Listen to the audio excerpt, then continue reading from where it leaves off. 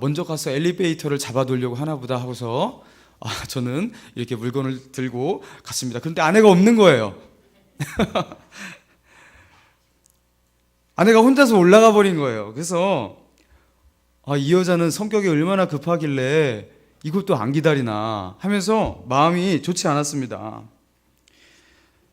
항상 이렇게 급한 성격 때문에 못마땅했는데 그날은 진짜 못마땅한 거예요. 그래서 불편한 마음으로 이렇게 결혼 준비를 했어요. 자, 그리고 이렇게 화장하지 않습니까? 드레스도 입지 않습니까? 얼마나 이뻐요. 그러면은 딱 이렇게 이쁘게 꽃단장하는 그때 신랑이 딱 보면서 와, 진짜 이쁘다, 이거 한마디가 탁 탄성으로 터져 나와야 되는데 그게 안 나온 거예요. 그게 딱 나왔어야 되는데 그 불편한 마음에 그게 안 나오는 거예요. 그런데요, 그게 안 나오니까 제 아내가 얼마나 마음이 굉장히 상했어요. 그래서 결혼식 날 둘 다 굉장히 어두운 마음으로 결혼식을 이렇게 마쳤습니다. 집에 결혼식을 마치고 돌아와서 사느니 마느니 첫날부터 대판 싸웠습니다. 첫날부터 평생에 한 번 있는 결혼, 그리고 가장 기뻐해야 될 그 결혼식 날 정말로 사소한 것, 그것 가지고 다투고 불행해진 것이에요. 제가 잘못했다고 저는 생각해요. 아내가 얼마나 급했으면 그렇게 먼저 이렇게 갔을까? 뭐 그럴 수도 있겠지. 이해해 줬으면 얼마나 좋았겠습니까? 근데 그 사소한 거, 별것 아닌 것 가지고 기분이 상해서 그 평생 딱 한 번 있는 그 즐거운 시간, 아내를 마음껏 칭찬해 줘야 될 그 시간에 제가요 그러지 못했던 것이에요. 여러분, 우리가 싸우는 이유, 다투는 이유 가만 보면 대부분 정말 중요하지 않은 일들인 것 같습니다. 대부분 사소한 일입니다. 우리 그러지 않습니까? 치약을 왜 중간부터 짜대는데, 양말을 왜 뒤집어 까놓는데, 뭐 이런 거잖아요. 이런 것에 집착하면서 우리는요 정작 그 사람과의 중요한 그 관계를 놓치고 있다는 것이죠. 여러분, 우리가 신앙에서도 이런 것 같습니다. 우리는 사소한 것을 얻기 위해서 너무나 중요하고 가치 있는 것을 내던질 때가 많습니다. 사소한 것을 취하기 위해서 중대한 것을 잃어버릴 때가 많습니다. 사소한 욕심을 채우기 위해서 정말 중요한 하나님과의 관계를 상처낼 때가 있다는 것이죠. 여러분, 그래서 우리에게 이런 기도가 필요한 것 같아요. 사소한 것을 사소한 것으로 보게 하소서. 하찮은 것을 하찮은 것으로 여길 수 있는 눈을 주옵소서. 여러분, 우리에게 이런 기도가 필요합니다. 여러분, 오늘 본문 13절의 말씀 우리 같이 한번 읽어볼까요? 자, 13절입니다. 시작.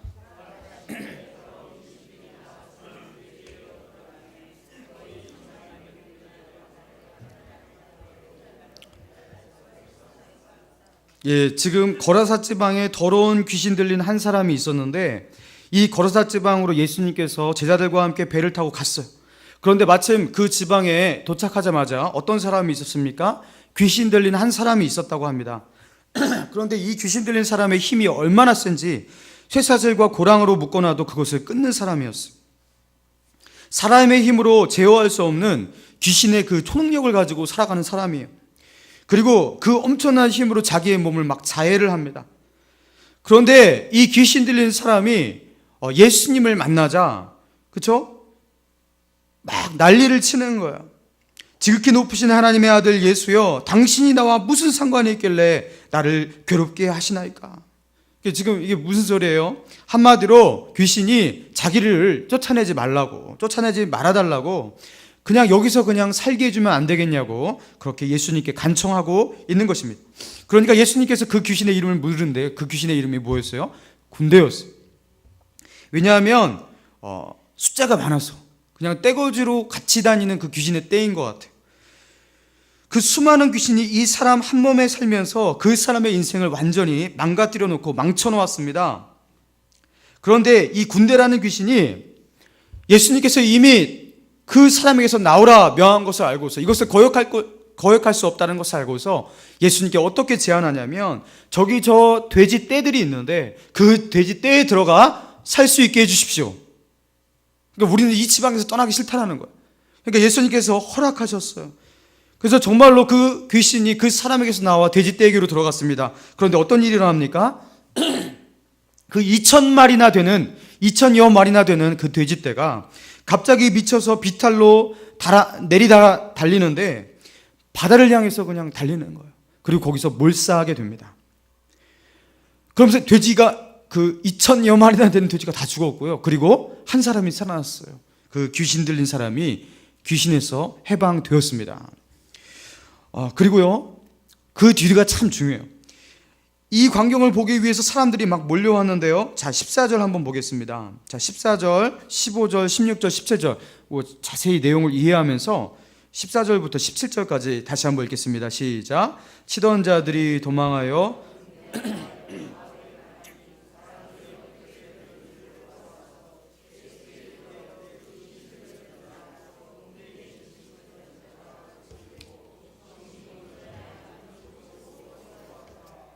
이에 귀신 들렸던 자가 당한 것과 돼지의 일을 본 자들이 그들에게 알림해 그들이 예수께 그 지방에서 떠나 간구하더라. 여러분, 왜 사람들이요 귀신을 쫓아낸 그 마지막 절에 뭐라고 나왔어요? 그들이 예수께 뭐 했다고요? 그 지방에서 떠나시기를 간구했대요. 여러분, 이게 훨씬 충격적인 일이에요. 귀신 들려서 인생이 망가진 이 사람을 구해내고 그 사람이 정신이 온전하여서 회복된 그 모습을 보고서 주 예수여 이제 오셨나이까 하면서 영접해야 되는데 그들이 어떻게 했습니까? 예수님으로 하여금 떠나가 주세요. 그렇게 간구했다라는 것입니다. 왜 예수님으로 하여금 떠나달라고 그렇게 간구했겠습니까? 여러분, 제가요 이 돼지 2,000마리가 어느 정도의 그 가격이 되는지 제가 한번 계산을 해보았습니다. 현재 우리나라에서 팔리는 돼지 한 마리의 가격이 약 70만 원 정도라고 합니다. 자, 그런데 돼지 2,000마리 곱하기 이제 2,000 해보니까요 얼마냐면 14억 정도가 돼요.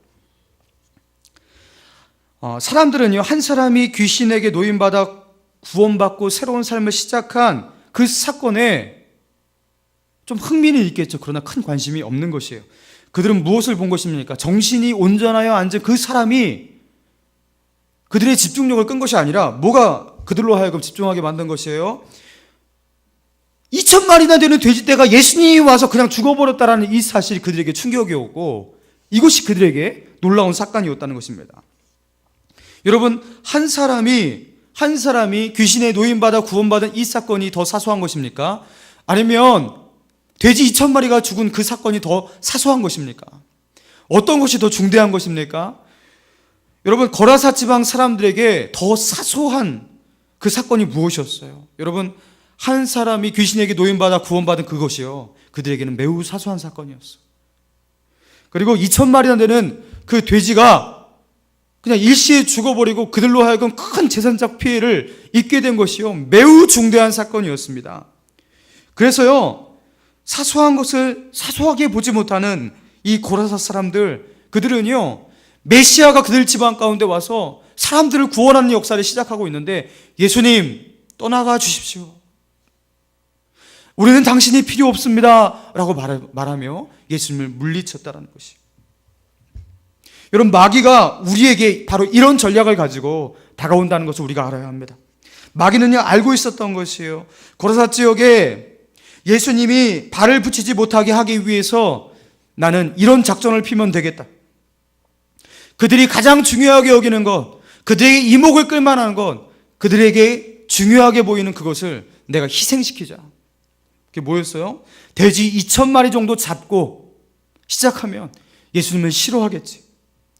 예수님이 한 영혼을 구원하는 그 사건을 일으켜도 돼지 2,000마리 정도 재산적 피해를 내면 그들이 이 사건을 매우 사소하게 여기겠지. 그러면서 사탄은요 자기의 작전대로 그렇게 했던 것이죠. 돼지떼의 죽음을 매우 중대한 사건으로 만들어서 한 영혼이 구원받고 노임을 받는 그것을요 사소한 사건으로 만들어버린 것입니다. 여러분, 마귀의 전략이에요. 마귀는요 지금도 이런 전략을 가지고 우리를 회방하고 있습니다. 마귀는 우리가 갈 영원한 나라, 천국, 하나님의 상급, 마지막 하나님의 심판, 그리고 한 영혼을 구원하는 영혼 구원의 이 사역, 여러분 이 모든 것들에 집중하지 못하게 하기 위해서 지금도 이런 동일한 전략을 가지고 우리에게 다가온다는 것이. 지금 당장 예수 믿으면 내가 감수해야 될 금전적 손해를 계산하게 만들고 그것을 보게 만듭니다.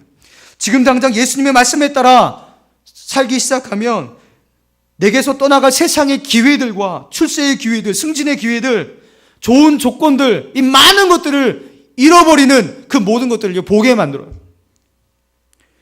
그리고 마귀는요, 우리에게 속삭이는 거예요. 예수님을 너의 곁에서 떠나가게 하라고. 그렇지 않으면 계속 이런 일이 일어날 것이라고. 너의 삶 가운데서 예수님과 거리를 좀 띄어야 한다고 하면서 고라사 지방 사람들이 그렇게 당했던 것처럼 우리도 그렇게 그런 전략 가운데로 우리를 인도하는 것이. 그리고 2000년 전에 고라사 사람들이 걸려들었듯이 우리도 그렇게 걸려든다는 것이. 사소한 것 때문에 정말 중요한 것을 버리게 된다는 것입니다. 우리는 때로 몇 푼 돈 더 벌기 위해서 때로는요, 못할 짓을 합니다. 한 영혼을 낙심시켜요. 정말로 별것도 아니한 사소한 것을 가지고서 그것을 붙들기 위해서 사람에게 상처내고 한 영혼에게 실족하게 하고, 여러분 이런 일들이 서슴없이 많이 저질러요.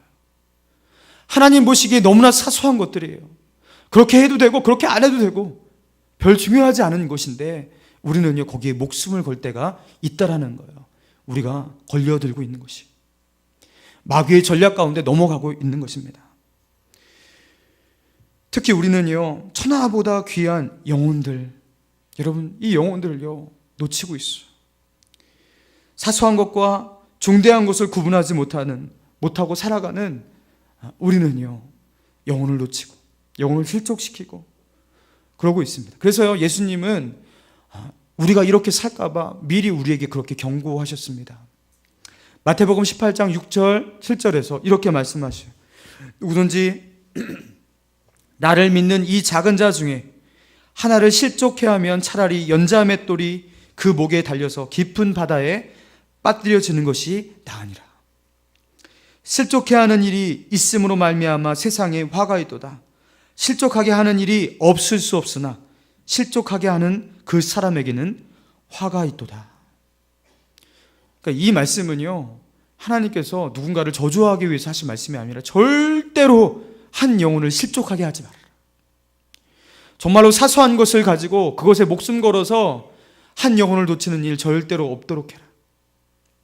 별것도 아닌 것 가지고 영혼에게 상처내고 정말로 중요한 것을 놓치는 그런 일을 절대로 없도록 해라. 여러분 그런 경고를 우리에게 주시는 것이에요. 여러분 그래서 우리가 따라해 보실까요? 자, 한 영혼을 건지는 것이 14억을 버는 것보다 소중합니다. 이게 굉장히 중요한 것입니다. 한 영혼을 건지는 것이 14억 버는 것보다 더 소중하다. 여러분 예수님은요 2000마리의 돼지떼를 고라사 지방에서 죽여가면서 이 사실, 이 진리를 우리에게 가르쳐주고 계신 것이죠. 이 진리를 가르쳐주시기 위해서 예수님은요 이런 일을 그냥 허락하신 것이에요. 여러분 절대로 잊으면 안 됩니다. 우리 옆에 우리 권사님, 집사님, 장로님 계시잖아요. 다시 한번 우리 이렇게 권해봅시다. 집사님, 권사님, 한 영혼을 건지는 것이 14억보다 중요합니다.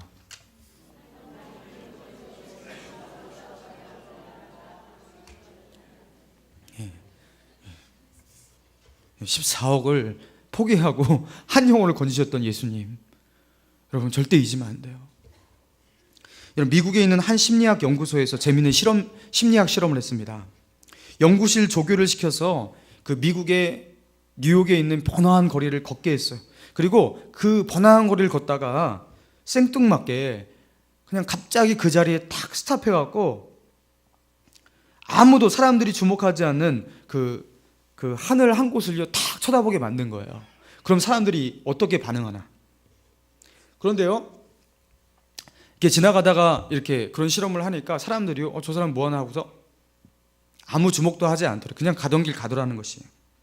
그런데 이제는요 사람을 4명을 더 투입해서 5사람이 똑같이 지나가다가 갑자기 그 자리에 서서 한 곳을 딱 바라보게 했어요. 그런 놀라운 일들이 일어났어요. 갑자기 20명, 30명의 사람이 그 사람들을 따라서 같이 거기를 바라보는 거예요. 자, 이제 더 많은 사람들을 투입해서 수십 명이 지나가게 하고 거기서 딱 멈춰서서 한 곳을 딱 바라보게 했어요. 그랬더니만 거기를 지나가는 모든 사람 한 명도 빼놓지 않고 그들이 바라보는 곳을 똑같이 바라보더라는 것이에요. 그러면서요, 이런 결론을 내렸습니다. 사람들은 다른 사람들이 뭔가 쳐다보면 뭐가 있겠지 하고 나도 관심을 가지고 쳐다본다는 거. 그런데 그것이 한 명이면 별로 관심이 없어. 두 명이면 조금 더 관심이 있어요.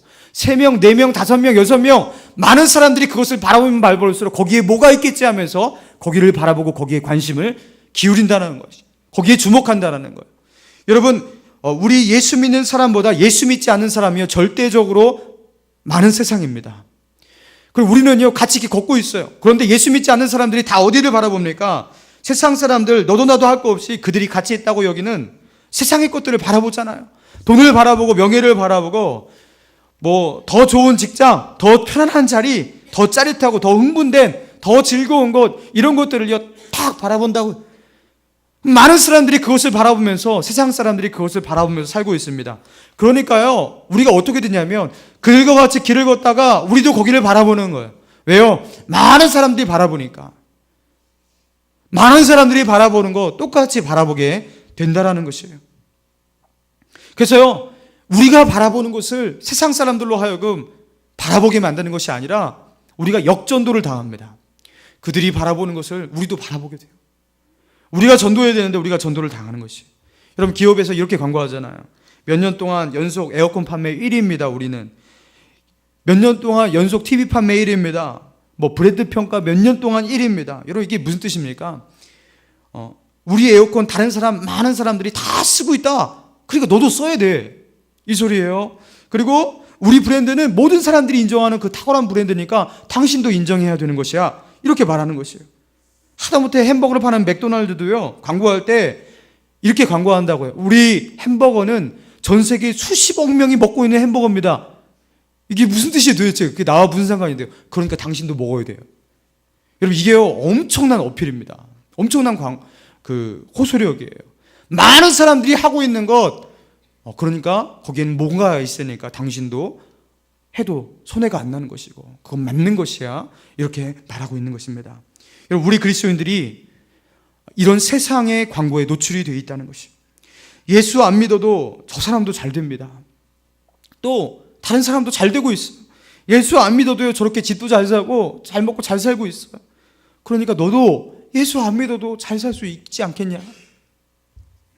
저 형제 교회는 다니지만 적당히 예수님 믿고 있어요. 신앙생활도 참 적당해요. 물에 물 탄 듯 술에 술 탄 듯 적당히 하지만 그래도 참 잘 살고 있어요. 그러니까 나도 적당히 살아도 될 것 같다. 여러분, 우리가요 이렇게 자꾸 광고를 받고 있는 것이. 그러니까 너도 신앙생활 슬슬 해도 된다고. 여러분, 그래서 예수 믿는 사람은요 똑바로 진짜로 예수님 잘 믿고 싶다면 절대 다수가 걷는 그 길을 거부할 수 있는 그런 용기가 우리에게 있어야 할 줄로 믿습니다. 많은 사람들이 걷는 그것 걷지 않고 다른 길 걸을 수 있는 용기가 있어야 돼요. 모든 사람들이 거기를 쳐다봐도 그곳 쳐다보지 않고 내가 꼭 쳐다봐야만 하는 그것만을 쳐다보고 걸어갈 수 있는 그 결단과 그 용기가 우리에게 있어야 할 줄로 믿습니다. 자, 마태복음 7장 13절 14절에 주님이 말씀하셨어요. 좁은 문으로 들어가라. 멸망으로 인도하는 문은 크고 그 길이 넓어 그리로 들어가는 자가 많고 생명으로 인도하는 문은 좁고 길이 협착하여 찾는 이가 적음이니라. 여러분, 진리의 길, 정말로 옳은 길은요 진리기 때문에 많은 사람들이 찾을 거라고 우리가 그렇게 생각하고 상상하지 않습니까? 그런데 예수님은요 반대로 말씀하셨어요. 거기는 찾는 사람이 적다. 여러분, 그래서요 다른 사람 잘 따라가고 분위기에 휩쓸려 살아가는 사람, 그 사람은 일단 타락할 확률이 높습니다. 이 길은 다른 사람이 간다고 같이 휩쓸려가는 그 사람은요 절대로 갈 수 없는 길이에요. 100명 중에서 99명이 간다고 휩쓸려서 그럼 나도 가야 할 것 같아 하면서 따라갈 만한 그런 사람은 절대로 믿음을 끝까지 지켜낼 수 없는 길이 신앙의 길이고 믿음의 길이라는 것, 여러분, 주님은요 진작부터 우리에게 경고하셨다는 것. 그래서 예수님은요, 아무도 가지 않는 좁은 문이고 좁은 길인데 그래도 니네가 갈 거냐, 그렇게 우리에게 여쭙고 이렇게 묻고 계신다는 거예요. 사랑하는 여러분, 그래도 이 길 가시겠습니까? 아무도 안 가요. 내 친구도 안 가고 가족도 안 가고 친척도 안 가고 이웃도 안 가고, 그래도 주님이 가라 하시는 그 길, 그 진리의 길이라는 것 붙잡고 여러분 가실 그런 용기가 여러분 있으십니까? 있어야 된다는 거예요.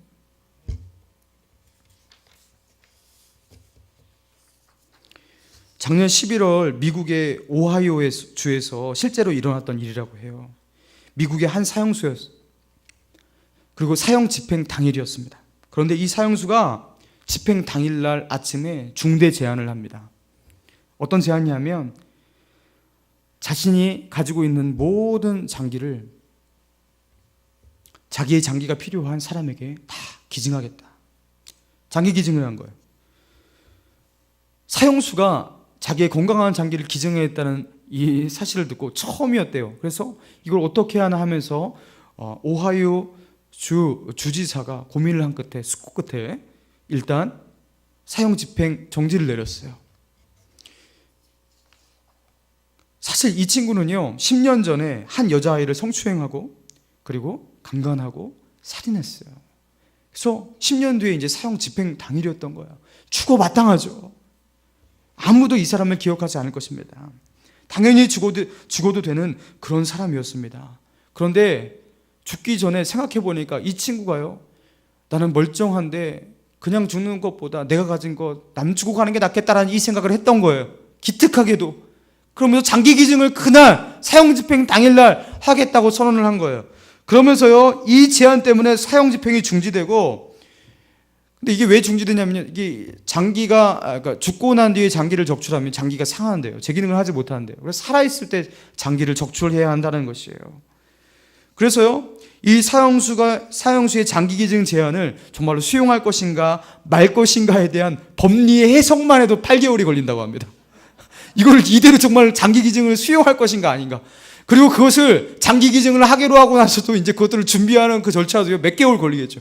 그래서 이 사형 집행자는요, 사형수는요, 장기 기증 이 선언 때문에요, 한참을 더 살게 된 거예요. 최소한 1년 이상 더 살게 되었다는 것입니다. 여전히 사형수고, 여전히 죄인이고 죄수입니다.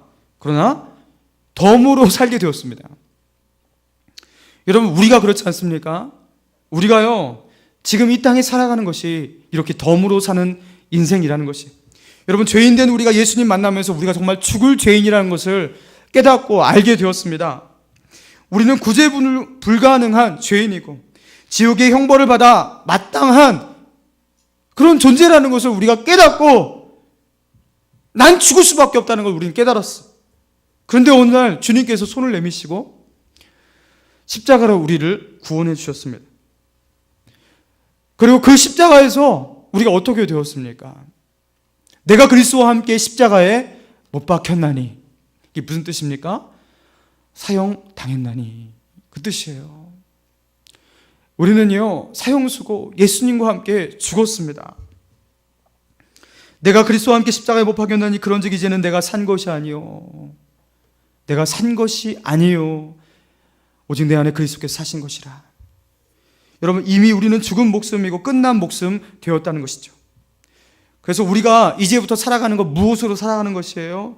덤으로 살아가는 것인데, 이제 내 목숨 죽은 것으로 알고 끝난 것으로 알고 주님이 주신 그 생명, 예수의 생명 가지고 덤으로 나를 위해 사는 것이 아니라 예수를 위해 살고 또 예수님께서 하라 하시는 그 일을 위해서 사는 것이에요.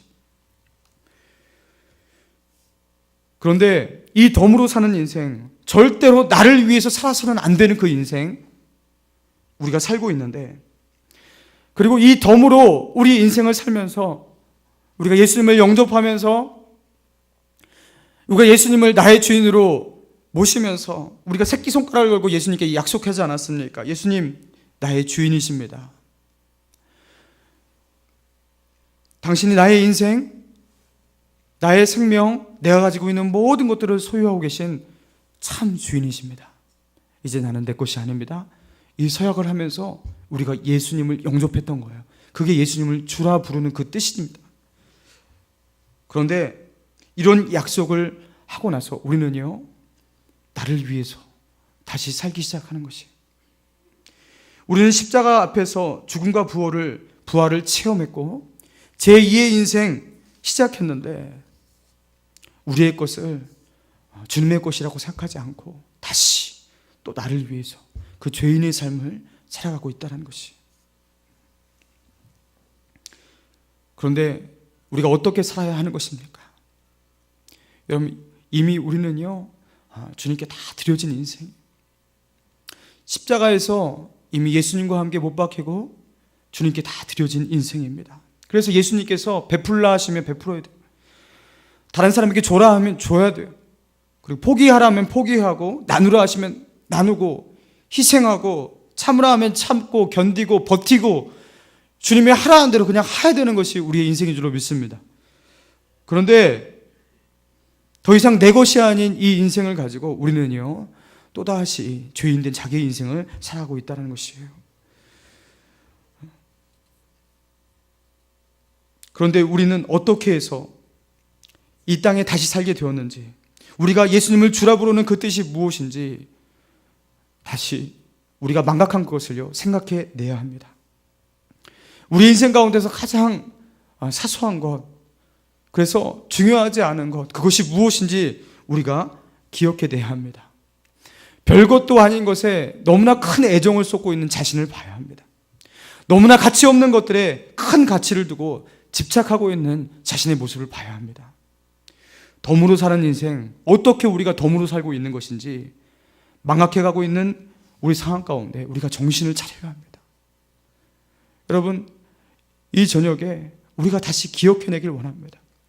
우리가 어떻게 이 인생 다시 살게 되었는지, 덤으로 살게 되었는지, 그리고 우리가 이 인생을 덤으로 살기 시작하면서 우리가 하나님 앞에 기증서약을 했다고요. 아까 그 사형수처럼, 사형수는 장기 기증서약을 했지만 우리는요, 우리의 인생 통째로 하나님께 기증하겠다고, 내 인생은 절대로 이제부터 내 것이 아니라고 하나님께 기증서약하고 살았는데 우리가 그 서약을 위반하고 살고 있다는 것이. 여러분, 이 밤에 그 약속을 다시 기억해내는 저와 여러분 되길 바랍니다. 말씀을 맺기 원하는데요, 사랑하는 여러분, 하나님이 우리를 구원하신 그 구원의 은혜 앞에서, 우리를 사랑하신 그 예수 그리스도의 십자가의 사랑 앞에 다시 서십시다. 그리고 다시 주님 앞에 손가락을 걸고 약속하는 거예요. 주님, 내가 절대로 나를 위해 살지 않겠습니다. 우리가 이 약속을 걸고 또 실패하는 것 알아요, 여러분. 그러나 매일 아침 다시 이 약속을 하라는 것이. 그리고 우리가 기도를 할 때요, 기도 제목의 순서가 좀 바뀌어야 되는 거예요. 우리가 어떻게 기도해야 됩니까? 하나님, 내가 포기해야 하는 것을 포기할 수 있게 해 주시옵소서. 주님, 내가 내려놓아야 하는 것을 내려놓을 수 있도록 내 마음 가운데 은혜를 주시옵소서. 주님, 내 인생 가운데 너무나 사소한 이것들을 정말로 사소하게 볼 수 있는 그런 눈을, 영적인 눈을 내게 주시옵소서. 제가 왜 이 세상을 사랑하고 있는지 모르겠습니다. 주님, 나의 눈이 바뀔 수 있도록 주님 인도해 주시옵소서. 여러분, 이런 본질적인 기도가 우리의 1번 기도 제목이 됐으면 좋겠습니다. 다른 많은 기도 제목 2번, 3번으로 뒤로 미루고요, 정말로 주님께서 원하시는 본질적인 기도 제목을 1번으로 놓고, 주님, 사소한 것으로 볼 수 있는 그런 눈을 허락하여 주옵소서. 그렇게 기도하고 우리의 기도가 본질적으로 회복되는 저와 여러분 되기를 주님의 이름으로 축원합니다. 우리 이 시간 주신 말씀 생각하면서 주님 앞에 기도하길 원합니다. 이 시간 기도할 때 주님, 다시